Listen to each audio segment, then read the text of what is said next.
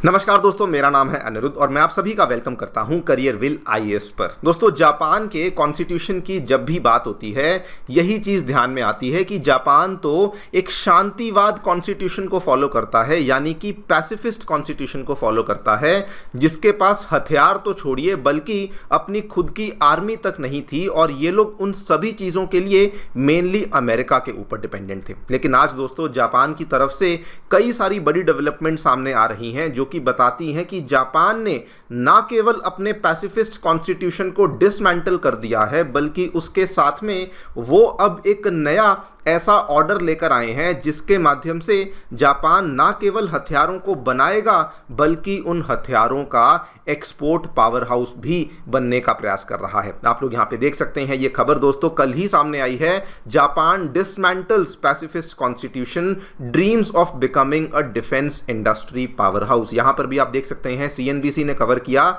Japan के द्वारा recently एक नए ऑर्डर को पेश किया गया है जिसमें कि उन्होंने जो भी अभी तक पुराने जो उनकी पॉलिसीज चलती आ रही थी कि हम लोग वेपन्स को एक्सपोर्ट नहीं करेंगे, वो वाली पॉलिसीज को उन्होंने स्क्रैप कर दिया है।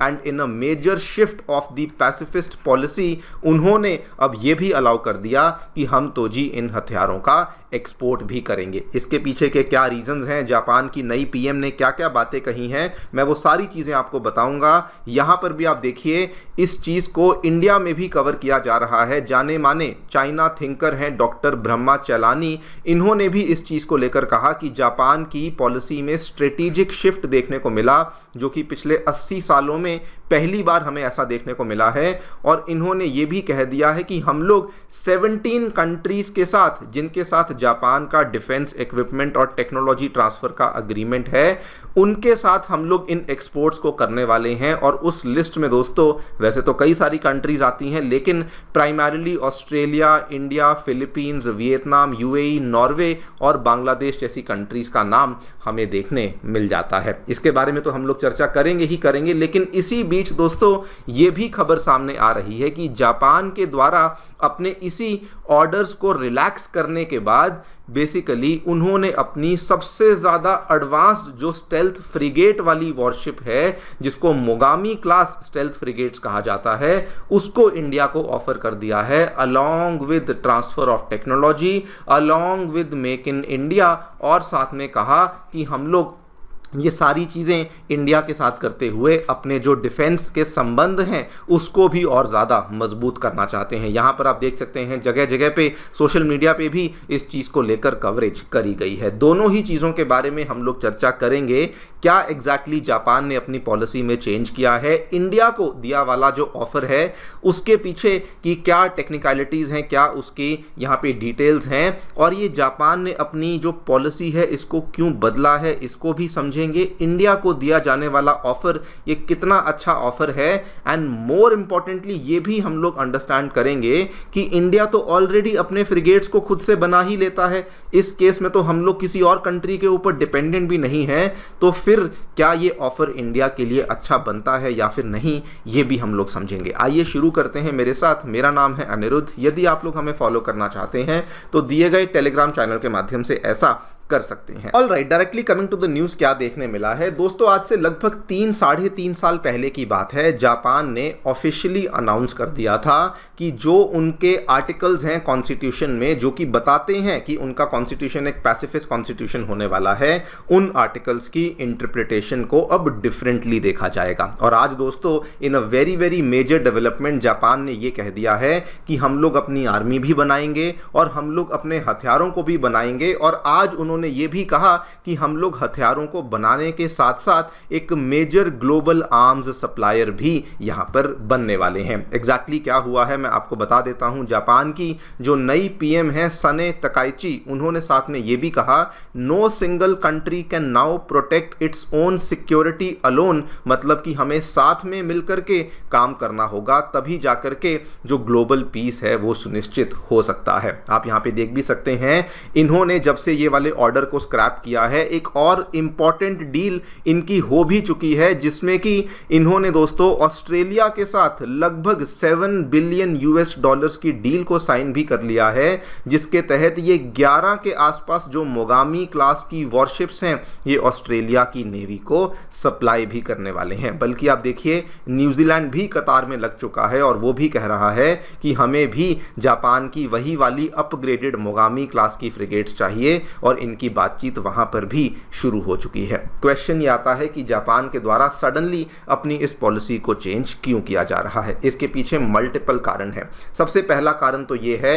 यूक्रेन में चल रहे युद्ध की वजह से जो अमेरिका है और जो यूरोप है उनके पास दोस्तों वेपन्स की वाकई में शॉर्टेज हो चुकी है, क्योंकि वो कंट्रीज हेविली यूक्रेन को सप्लाई करने लग चुकी, लेकिन उसकी वजह से उनकी जो प्रोडक्शन लाइंस है बहुत ज़्यादा स्ट्रेच हो चुकी हैं, जिसको कि वो अपनी डिमांड को फुलफिल नहीं कर पा रहे। उसके बाद वेस्ट एशिया में जो युद्ध हुआ, सप्लाई चेन में जो वहाँ प्रॉब्लम्स आई, ऑयल रूट्स में जो प्रॉब्लम्स आई, उसके बाद जापान को लगा कि डिफेंस की डिमांड जगह जगह पे बढ़ रही है और इसीलिए this is the right time, अगर हमें अपने आप को ग्लोबल आर्म सप्लायर की तरह बनाना है तो इस मौके को हम लोग इस्तेमाल कर सकते हैं। सबसे बड़ा फैक्टर जिसकी वजह से जापान ने ये किया है वो दोस्तों अभी भी चाइना और ताइवान का ही फैक्टर है।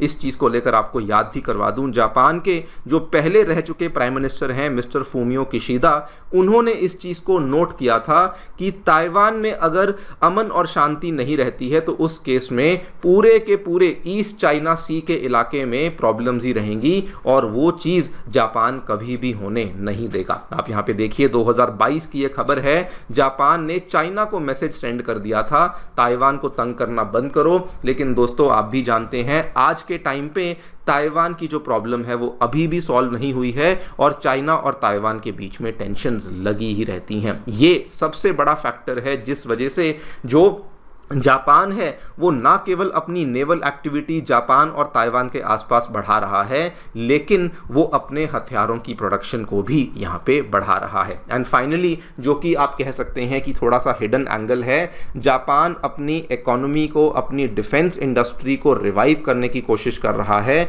अमेरिका के ऊपर डिपेंडेंस को रिड्यूस करने की कोशिश कर रहा है, सो दैट उनका जो यहाँ पे डिफेंस का आउटपुट है वो बढ़ सके, उनका भी एक डिफेंस इंडस्ट्रियल इकोसिस्टम तैयार हो सके जैसे कि अमेरिका में तैयार है और वो भी वहां से अच्छी खासी कमाई बेसिकली कर सकें। इसी बीच में दोस्तों खबर सामने आई है कि जापान के द्वारा अपनी वही वाली मोगामी क्लास की स्टेल्थ फ्रिगेट्स जो हैं वो इंडिया को ऑफर करी गई हैं। आप यहां पे देखिए जापान हैज प्रपोज्ड कि इंडिया इन मोगामी क्लास की स्टेल्थ फ्रिगेट्स को एक्वायर करे, को प्रोड्यूस करे, जिनको बाय द वे जापान की जानी मानी कंपनी मित्सुबिशी हेवी इंडस्ट्रीज के द्वारा बनाया जाता है। ये वही वाली मित्सुबिशी है जो गाड़ियां भी बनाती है, एसी भी बनाती है, बहुत सारे इलेक्ट्रिकल अप्लायंसेस को बनाती है और ये दोस्तों बेसिकली वहां पर और भी कई सारे जो डिफेंस के इक्विपमेंट्स हैं उनको तैयार करने का काम भी इसी कंपनी के द्वारा किया जाता है। जिस फ्रिगेट की हम बात कर रहे हैं वो ये वाला फ्रिगेट है, this is the Mogami class frigate जो कि जापान ने भारत को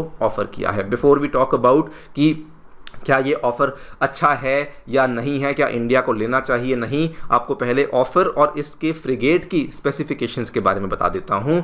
ऑफ़र की बात करी जाए तो इन्होंने इसमें को प्रोडक्शन का ऑफ़र किया है कि हम लोग मेक इन इंडिया करने के लिए तैयार हैं, ट्रांसफ़र ऑफ टेक्नोलॉजी का ऑफ़र किया है, साथ में ये भी कहा है सप्लाई चेन को हम लोग जॉइंट करेंगे और ये इस तरीके से हम लोग आपको ऑफ़र करेंगे जो कि इंडिया के नेवल एक्सपेंशन प्लान्स में इंटीग्रेट हो सके। आप सभी जानते होंगे इंडिया अपनी नेवी को भी अग्रेसिवली एक्सपैंड कर रहा है। टोटल जो हमें वॉरशिप्स 2035 तक अपने आसपास के समुंदर में डिप्लॉय करनी है वो नंबर बहुत हाई है, तो जापान ने उस चीज़ को भी रिकॉग्नाइज किया और कहा कि जी हाँ हम लोग आपको वहाँ पर भी सपोर्ट करने के लिए तैयार हैं। कमिंग टू दी फ्रिगेट की स्पेसिफिकेशंस, ये दोस्तों जो फ्रिगेट है इसकी डिस्प्लेसमेंट 5,500 टन के आसपास की है, अच्छी स्पीड है 30+ नॉट्स की, क्रू इसमें 90 के आसपास देखने को मिलता है और इसकी जो रेंज है 10,000 नॉटिकल माइल्स की देखने को को मिलती है। लेकिन आपको ये बता दूं, ये सारी की सारी स्पेसिफिकेशंस जो हैं, डिस्प्लेसमेंट, स्पीड, रेंज, ये सारी स्पेसिफिकेशंस इंडिया की जो हमारी नीलगिरी क्लास की फ्रिगेट्स हैं, जिनकी तस्वीर आप यहाँ पे देख सकते हैं,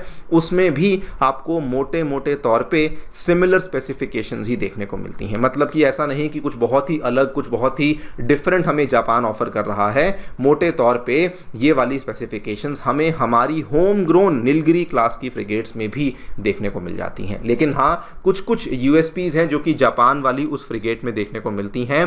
पहली बात तो ये बहुत ही एडवांस्ड और हाई लेवल की ऑटोमेशन हमें देखने को मिलती है। आमतौर पे किसी भी फ्रिगेट का जो क्रू होता है वो 150 का होता है, लेकिन जापान वाली फ्रिगेट का क्रू केवल 90 होता है। यानी कि अधिकतर चीजें ऑटोमेटेड हैं, अधिकतर चीजों में एडवांस्ड इंफॉर्मेशन सिस्टम्स का इस्तेमाल किया हुआ है। नंबर 2 पे ये वाले जो फ्रिगेट हैं स्टेल्थ डिजाइन से बनाए गए हैं, इनका रेडार सिग्नेचर बहुत कम होता है। एंड नंबर 3 और सबसे स्पेशल चीज, ये मल्टी मिशन फ्लेक्सिबिलिटी रखने वाली फ्रिगेट्स हैं। बिकॉज इंडिया की अगर फ्रिगेट्स की आप बात करें, ये मल्टी मिशन फ्लेक्सिबिलिटी नहीं रखती। हमारी फ्रिगेट्स की सबसे खास बात क्या होती है, हम लोग भारी मात्रा में इसके अंदर मिसाइलों को फिट कर सकते हैं और उन सभी मिसाइलों को फायर करने की क्षमता रखते हैं। लेकिन जो जापान वाली यहाँ पे फ्रिगेट्स हैं, इसके अंदर दोस्तों मिसाइलों के साथ साथ आप लोग UAVs, unmanned surface vessels, under water drones, ये सब चीज़ों को डिप्लॉय करने की क्षमता भी आप यहाँ पे रखते हैं। और यही इस पर्टिकुलर फ्रिगेट के सबसे ज़्यादा खास फीचर बन जाते हैं।